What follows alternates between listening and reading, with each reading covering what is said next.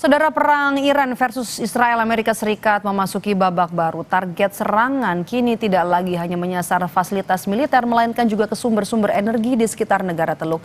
Lantas apa dampak yang mungkin akan dirasakan Indonesia dalam situasi yang semakin memanas? Kita bergabung melalui sambungan Zoom dengan pengamat hubungan internasional Universitas Padjadjaran, Dina Sulaiman. Bu Dina, selamat siang. Assalamualaikum. Waalaikumsalam Mbak Maido. Bu Dina, setelah militer Amerika Serikat pekan lalu menyerang Pulau Khark yang menjadi pusat ekspor minyak utama Iran, kini Iran juga kian intensif menargetkan fasilitas energi di Timur Tengah. Apakah ini akan semakin memperluas konflik, Bu Dina? Iya, tentu saja dampaknya sebenarnya ini ya luar biasa dari sisi bahwa sepertinya negara-negara Teluk juga tidak menyangka bahwa Iran akan memberikan balasan yang sedemikian masif ya. Meskipun sebelumnya Iran itu sudah berkali-kali mengatakan kalau ini ya infrastruktur minyaknya dan gasnya diserang pasti akan membalas dengan setara. Selain di Pulau Khark kan juga ada serangan dari Israel ke South Pars ya. Ini kilang gas terbesar milik Iran. Dan kemudian akhirnya Iran memberikan balasan dengan menyerang beberapa infrastruktur energi ya di negara-negara Teluk. Nah, kemudian kita lihat bagaimana Arab Saudi itu juga sudah memberikan balasan yang keras juga ya, pernyataan keras bahwa kalau perlu akan menyerang. Nah, ini yang dikhawatirkan kalau negara-negara Teluk kemudian bergabung bersama Amerika Serikat untuk melakukan serangan balasan. Kalau itu terjadi tentu akan besar ya eskalasinya.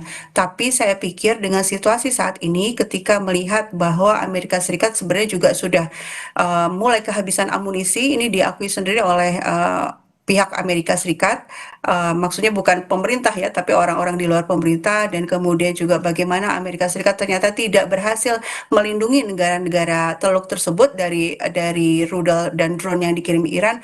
Saya memprediksi negara-negara Teluk ini juga tidak punya keberanian juga ya untuk betul-betul bergabung dalam perang, karena sekarang saja situasinya sudah berat buat mereka secara ekonomi, apalagi kalau betul-betul berperang. Oke. Kalau kita lihat juga kan perubahan pola serangan ini apakah akan meningkatkan eskalasi di Timur Tengah secara intensif? Ya, kalau dari sisi Irannya ya, kalau dari sisi Irannya kan dia selalu menyatakan, para pejabatnya juga Menlunya itu kan mengatakan bahwa kalau diserang akan dibalas, sehingga artinya situasi ini sangat bergantung, eskalasi akan sangat bergantung pada sikap dari Amerika Serikat dan Israel sebagai ini ya penyerang pertama. Dan kalau kita lihat bagaimana situasi ini sudah sangat berat, ini kan sebenarnya situasinya lebih ke ini ya perlawanan terhadap imperialisme global ya. Jadi yang dilawan oleh Iran itu imperialisme. Apa beda imperialisme dengan kolonialisme? Kalau kolonialisme itu si kolonial itu ingin menguasai wilayah atau teritori, sementara imperialisme itu ingin menguasai sistem perdagangan, sistem ekonomi, aliran modal di antara berbagai kawasan. Nah, Amerika selama ini berperan sebagai imperialis itu ya, dia mengontrol semua ekonomi global dengan penguasaan dolarnya, dengan hegemoni dolarnya. Dan saat ini ketika Selat Hormuz ditutup oleh Iran dan hanya beberapa negara saja yang boleh, dan itu pun dengan syarat kalau membayar dengan yuan, ini menunjukkan bahwa Iran sudah berusaha mengguncang sistem ekonomi yang selama ini didominasi oleh Amerika Serikat atau Barat. Nah, ketika ini terus-menerus terjadi, situasinya berat sekali ya. Jadi tidak sekedar ekonomi, tidak sekedar militer, tapi juga ekonomi. Saya pikir ini akan memberikan pukulan yang sangat berat kepada Amerika dan negara-negara Barat, sehingga sangat mungkin ya ini yang akan memberikan peluang bahwa Amerika ini ya memutuskan untuk berhenti menyerang, sehingga situasinya bisa deeskalasi. Tapi selama Amerika Serikat berkeras melakukan penyerangan, apalagi yang dibombardir selalu ini ya sipil ya, baik itu gedung sipil ataupun infrastruktur gas dan minyak, ya situasi akan terus tereskalasi. Oke, Bu Dina, Menlu di kawasan Arab kan juga sudah menyerukan bakal menggunakan kekuatan militer Jika diperlukan, seberapa serius Anda menilai pernyataan ini terhadap peningkatan ketegangan di Timur Tengah? Ya, seperti yang saya sampaikan tadi itu ya, sebenarnya kan negara-negara Teluk ini militernya memang di atas kertas itu unggul ya, artinya Mhm, mereka punya fasilitas militer yang luar mhm, biasa, tapi itu disuplai oleh Amerika Serikat, sehingga artinya kemampuan mereka pun juga bergantung pada Amerika. Di saat ini justru Amerika Serikat betul-betul kewalahan karena ini ya pangkalan pangkalan militer mereka yang ada di negara Teluk, kemudian juga suplai amunisi, mhm, cadangan interseptor itu semua sudah jauh berkurang di 21 hari perang ini. Untuk meminta tambahan produksi itu tidak secepat yang diinginkan tentu saja.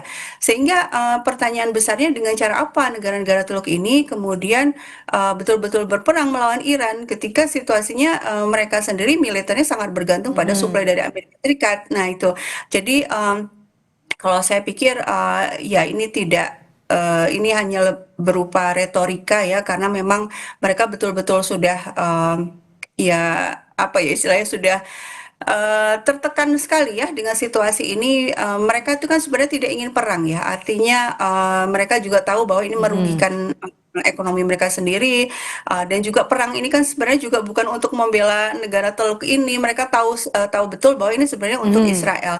Sehingga buat mereka itu mhm. dilematis banget, tapi tentu pernyataan diplomatik ya wajar ya kalau harus disampaikan dengan nada yang keras. Mhm, oke. Bicara soal negara-negara Teluk kan di satu sisi menghadapi ancaman keamanan ya Bu Dina, namun di sisi lain kan keterlibatan dalam perang ini bakal memicu reaksi negatif terutama di dunia Islam. Kemungkinan-kemungkinan apa saja yang bisa terjadi Bu Dina Anda lihat? Ya, kalau kita melihat ini ya sentimen dari dunia Islam, bagaimana publik ya itu ternyata berbeda dengan para elit. Kita melihat bagaimana ya saya melihatnya dari ini ya media sosial.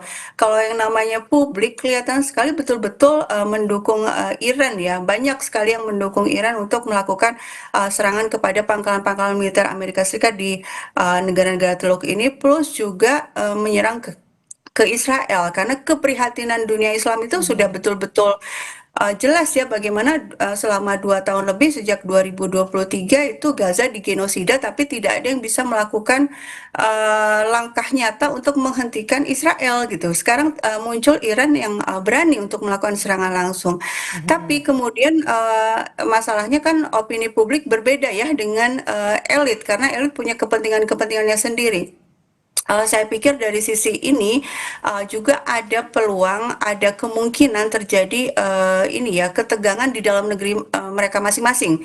Sekarang saja misalnya di Uni Emirat Arab itu sudah ada larangan misalnya untuk mempublikasikan ini ya kerusakan-kerusakan yang terjadi. Ini kan menunjukkan adanya upaya untuk menutupi informasi dan mengkhawatirkan adanya gerakan-gerakan yang membahayakan posisi pemerintah di negara tersebut. mhm, Artinya pada akhirnya ini menjadi ujian ya bagi rezim-rezim monarki Teluk ini apakah mereka masih terus tunduk pada Amerika Serikat yang jelas-jelas berlawanan dengan kepentingan nasional mereka, dengan keinginan bangsa mereka, dengan harapan opini publik mereka, atau ya mereka berpihak kepada yang diinginkan oleh masyarakat dalam mhm. hal ini yang kita sebut dunia Islam tentu ya sebagian besar juga ada di tanah mereka ya umat Muslim sedunia juga kita di Indonesia semuanya berharap agar Palestina merdeka dan perjuangan Iran ini melawan Amerika Serikat dan Israel itu kan sebenarnya satu paket ya dengan urusan Palestina. Seandainya Iran tidak memberikan bantuan persenjataan kepada para pejuang Palestina, Mhm, kepada Ansarullah Yaman atau kepada mhm, Hizbullah Libanon, itu Iran nggak akan diserang seperti sekarang. Tapi Iran diserang dan sebelumnya puluhan tahun diembargo karena posisi kebijakan luar negerinya yang terus-menerus memberikan bantuan kepada perjuangan anti Israel itu mhm, ya. mhm. Oke, selain serangan langsung yang menggunakan drone, Bu Dina hingga rudal sejak awal Iran memang menggunakan tekanan tidak langsung melalui jalur strategis seperti Selat Hormuz. Nah, kemudian apakah strategi ini Anda lihat efektif untuk bisa menekan Amerika Serikat dan juga Israel? Saya pikir ya, tadi yang saya sampaikan mengenai imperialisme ya, sebenarnya Hmm. kan yang terjadi di Timur Tengah ini adalah hegemoni dan Mhm. dominasi ekonomi dari Amerika Serikat, terutama dengan dolarnya, makanya disebut petrodolar gitu ya. Sekarang Selat Hormuz ditutup dan Iran memilih siapa saja yang boleh lewat dengan menggunakan yuan, ini kan menunjukkan perlawanan terhadap petrodolar ini. Hmm. Dan ini kalau terus-menerus terjadi itu akan melumpuhkan perekonomian di Amerika Serikat sendiri. Banyak sekali pengamat ekonomi dari Amerika Serikat yang memperingatkan ini akan menuju ke resesi ekonomi yang sangat berat buat Amerika dan secara global juga terjadi resesi ekonomi dan saya pikir ini betul-betul Trump akan ditekan ya oleh banyak pihak ya karena yang ketika ekonomi yang menjadi taruhan yang merasakannya itu semua pihak gitu ya, bukan hanya militer saja, bukan hanya elit yang melakukan perang, tapi semuanya termasuk rakyat kecil. Nah, ini saya pikir Indonesia juga bisa melakukan perannya di sini juga, yang memberikan tekanan juga kepada Amerika Serikat untuk segera menghentikan perang ini, karena memang uh, pihak Iran itu kan merespon ya kalau Amerika Serikat menghentikan perang dan menuruti kehendak Iran, antara lain Iran itu kan sebenarnya bukannya tidak ingin gencatan senjata, tapi ingin perang dihentikan. Kalau gencatan Mhm. senjata sewaktu-waktu nanti Iran akan diserang lagi. Tapi dia bilang kami inginnya perang dihentikan. Ada jaminan nggak akan lagi diserang selamanya. Nah, Amerika Serikat sekarang yang harus melakukan pilihan. Mhm, oke. Kalau gitu apa yang bisa dilakukan Indonesia untuk bisa meminimalkan dampak perang di Iran untuk kondisi di dalam negeri? Kalau di dalam negeri tentu itu urusan ini ya Menteri Ekonomi, Menteri Perdagangan yang jelas perlu mitigasi yang jelas ya karena situasi ini kan tidak bisa diprediksi berapa lama tentu dan saat ini harga minyak dunia itu semakin naik dan Selat Hormuz ini bukan cuma urusannya juga bukan cuma minyak atau gas ya, ada urea, ada sulfur, ada petrokimia. Kebayang kalau ini ya pupuk terhambat, apa itu Mhm. namanya persediaan pupuk terhambat karena suplai urea dari Mhm. Timur Tengah juga terhambat. Tentu pertanian kita juga ada masalah. Artinya ini dampaknya tuh luas banget, tidak sebatas minyak dan gas. Artinya pemerintah betul-betul harus memikirkan kedaulatan ya, kedaulatan energi, kedaulatan pangan. Tidak bisa lagi terus menggantungkan situasi pada pasar global. Kalau kita berdaulat dari segala sisi, tentu apapun yang terjadi di luar kita tidak terlalu berdampak.